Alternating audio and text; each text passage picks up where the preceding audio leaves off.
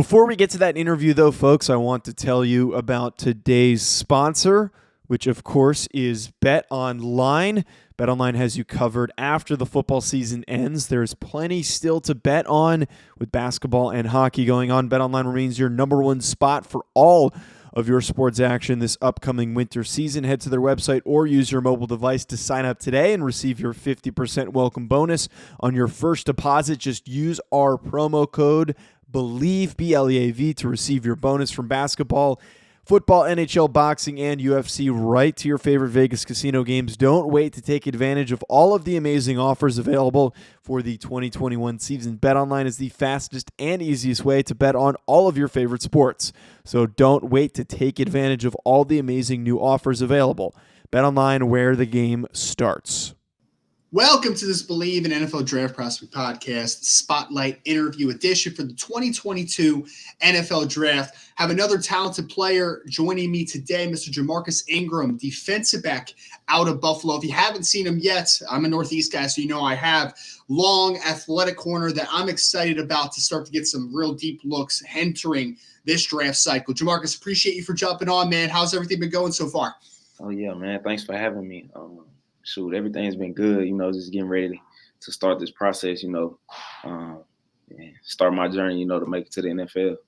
Yeah, man. I know it's really exciting times for you, to say the least, and I want to kind of run this as a little bit of a journey. I'm actually going to take you back to South Oak Cliff for a second, man. And I want to talk because I think originally you started at Utah State, if I have that correct, in the little background information I done you. So talk to me a little bit, Ja'Marcus, just about the high school career. I think you played both ways. I think you were a star receiver. Talk to me a little bit about the high school career and how you ended up at Utah State originally.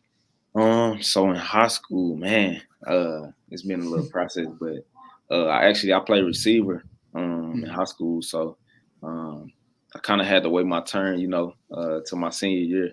We had got a coaching staff change. And so the new coaching staff, they helped me out.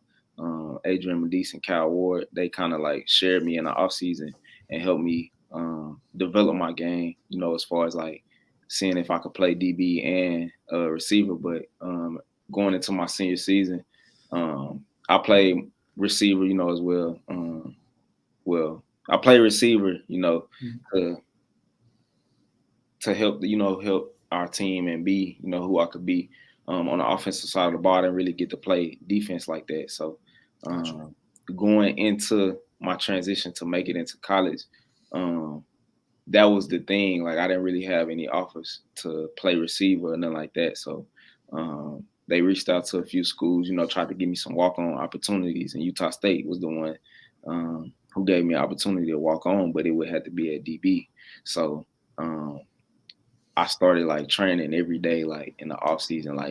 I say a few days after we lost in the playoffs, my high school, after we lost in the playoffs, a few days after that, I started training every day, just doing DB stuff, trying to get right so that I could get, where I wanted to get to, knowing that I would have to walk on at Utah State.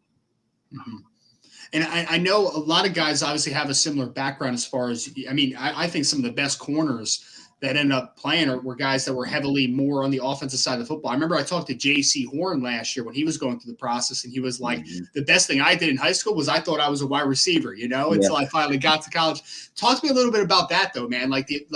How much do you feel like playing wide receiver has helped you to make that transition to corner that you had to make? Man, it helped you a lot. As far as understanding what tendencies certain receivers have, me myself being a receiver, I can kind of pick up on little things that receivers try to do.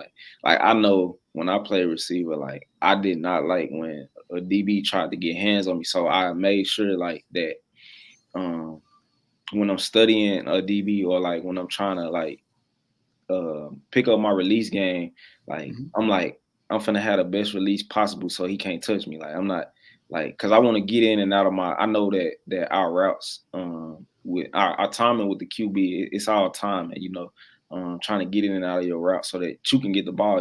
Most importantly, you want to always be open. So, sure. When I see it from a DB perspective, I'm okay, I know a receiver don't want to really want to be touched, so I try to disrupt that timing, and get my hands on and be physical. I have the body type, to be able to do that consistently. Try to get hands on and play physical with receivers. So that it's easier for me to take them away in the passing game.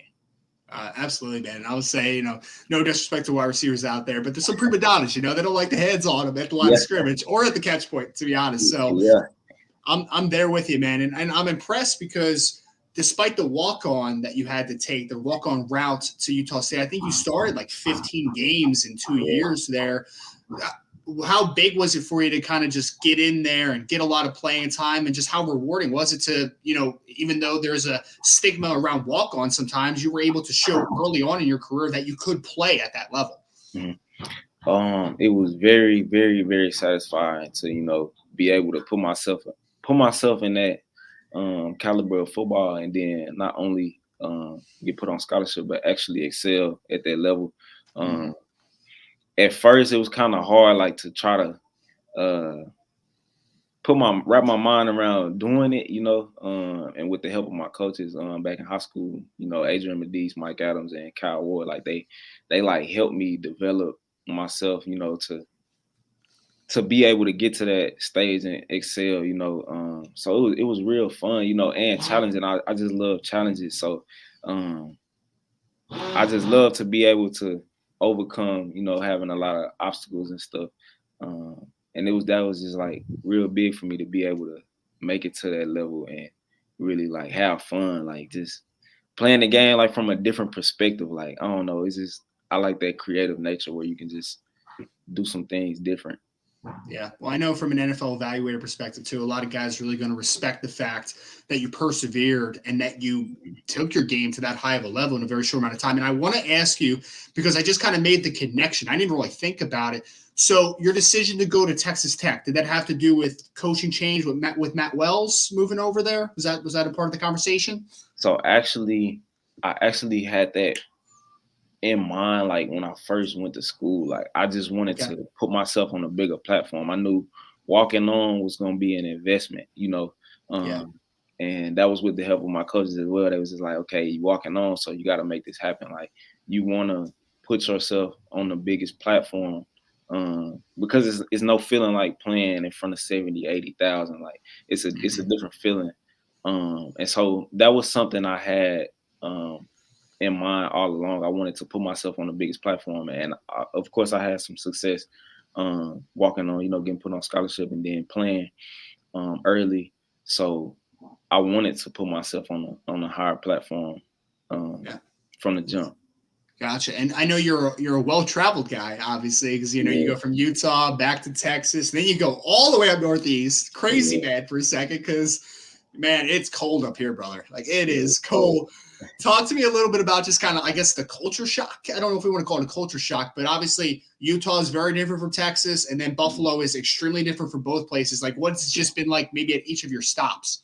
It's been real different, coming from Dallas and then going to Utah. That was a big culture shock. I haven't really been in any environments like that, let alone traveled. So it was like, it was different for me. I got to experience some great people, out in Utah, and some great coaches and stuff like that. So it was a big difference, going to Utah first and then coming back to Texas. But going to Buffalo, that was different. Really, it was real different just because I had never been up north, or in New York, period. So just being in New York, I got to experience some great people, great teammates and stuff like that. Like it was I had some real good experiences at every place that I've been. And I know Utah can get cold, but like, did you enjoy the cold weather? Was it cool maybe seeing snow, or is it not really your bag? Yeah, I mean, I feel like everything I did, like in the cold places, it gave me a different perspective on life. It's just like, I don't know, I just had good experiences everywhere I've been. At first it was like real cool, then it kind of got annoying, but overall it was like a good experience to see, like, dang, like it's really snowing like every day. Like sometimes you might not see the sun for a few months. Like I'm just like, dang, like it's snowing for real. But I mean, I like the cold. I like the cold. It's just different places get colder than others. Like New York, It's cold in New York. It's different from Utah, but it do get cold in both places. I mean, I kind of like the cold. It make me appreciate the sun more when I come back to Texas. For sure. And Buffalo gets really cold too. That's why I wanted to ask that one. And Yeah. I mean, I'm a New Jersey guy. I just went down to Florida for a week, and it was like 82 down there, and then I came back and it was like 37 and snowing. You know, it was just crazy. Yeah. So I can definitely understand those differences, obviously. And Ja'Marcus, for you now, we're moving into the draft process. But before we do, like, I want to ask just a little bit, because I think it's very interesting sometimes to ask people, like, who are some of their guys. And when I say that, I mean, who are some players? It could be like growing up in the past. It could be guys now. Like, who are some NFL players that maybe you watch a ton, that you try to take stuff from them to emulate to a degree? Do you have any of those guys? Oh yeah, like I actually like to watch a lot of receivers too. Okay. I watch DBs as well, but when I was a receiver, I like to watch a lot of DeAndre Hopkins. I like to watch him a lot, just how aggressive he plays and stuff like that. I still like to watch him, just how he uses his body, to make some outstanding catches and stuff like that. And it's also good to watch receivers as a DB, just because you can see the different types of things, like as the game evolves, like what they doing with their body and how they, train in the off season and stuff like that. Like, and there's some things that you can add to your game as a DB, as far as ball skills and stuff like that. But as far as DBs, I love watching Jalen Ramsey. I love watching Stephon Gilmore. Who else? I watch college guys too. I like watching Derek Stingley. I also like to watch. I feel like I watch Darius Slay. Yeah, he's a baller. He go crazy. Darius Slay a baller. I'm an Eagles fan, so I like watching Darius Slay. Yeah. I'm trying to see who else. I like watching longer body types. People who are more like me, and I take little bits and pieces from everybody. So like I watch Stephon Gilmore for his technique, Jalen Ramsey for his physicality and how much they understand the game and stuff like that. Those are just a few that I can get off my head right now. That's a great list, man. And speaking from the Darius Big Play Slay perspective, like, I'm right outside out of Philadelphia, man. Last year he was okay, This year he took his game up another notch. Like, he is playing fantastic this year. So great list. Like you said, longer guys, which is your bag as well. You are a longer corner. So talk to me a little bit about what you bring to the table, Ja'Marcus. Like, what would you say? Obviously, the length of the thing is going to pop off. The wide receiver background is going to pop off. Describe yourself a little bit as a football player for me. Also versatility. I bring versatility to my game and being able to do multiple things, and not just be so, I guess, how would you say,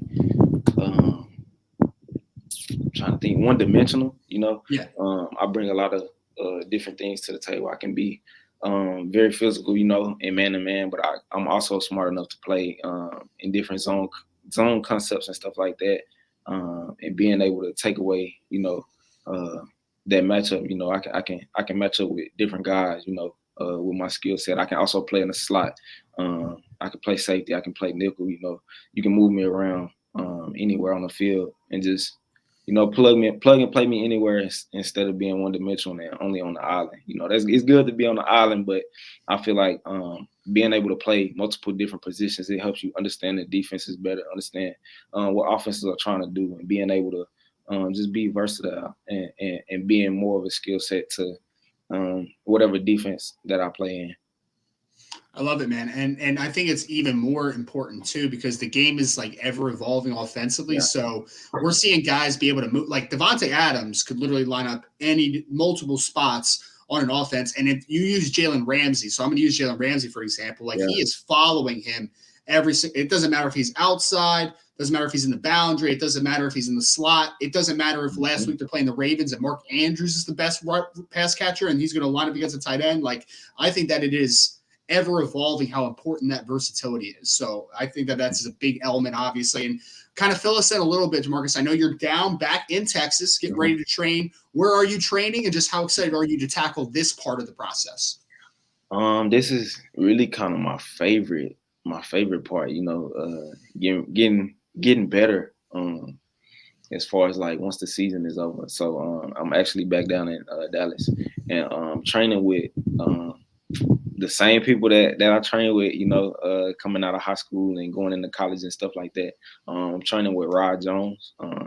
He's actually a mentor to the people who train me. My coaches, Kyle Ward, Mike Adams, and Adrian Medice. So he's training me. And Mike Adams, he's also training me and getting me ready for the process as well, like doing my skill development and stuff like that. And Coach Rod, he's doing my strength and conditioning and stuff like that. I didn't really want to go to the big facilities or nothing like that. Just wanted to. I feel like at the big facilities, it's not really a focus on like you as an individual. They have a lot going on, like with a lot of the big name guys and stuff like that. And so I really wanted to stay focused as far as like with the same people, who seen me grow to where I'm at right now and take me to the next level because I've seen their work with multiple guys and stuff like that. And the results speak for themselves. So just being back home, training with around people, who know me and just getting ready, I feel like this process is a big step, but I'm ready and getting ready, to do something like something great. Oh, absolutely. And aside from just improving your game, obviously, how much involved is the combine prep, the pro day prep type of thing, and how excited are you to show what type of athlete you are? Man, that's a big part of it, because the pro day and stuff like that. It is coming up and you have to be ready, for that moment. And I'm just excited, because it's a once in a lifetime thing, like, and you just want to, enjoy the process, day in and day out, grinding, just trying to achieve that lifelong dream of, playing alongside some of the people, grew up watching and stuff like that. Like just, just embracing that journey and the grind, what it really and truly means, to just grind, and know that process is gonna pay out in the end, like the long game. My journey is crazy, but it's like I feel like this. I don't know. Everything happened for a reason, and I've come this far. I can take it even further. Yeah, it's going to make it worth it in the end for sure. And I know you being a Texas guy, I can imagine how much football is kind of meant for you for most of your life. So my last question is just kind of a two-parter.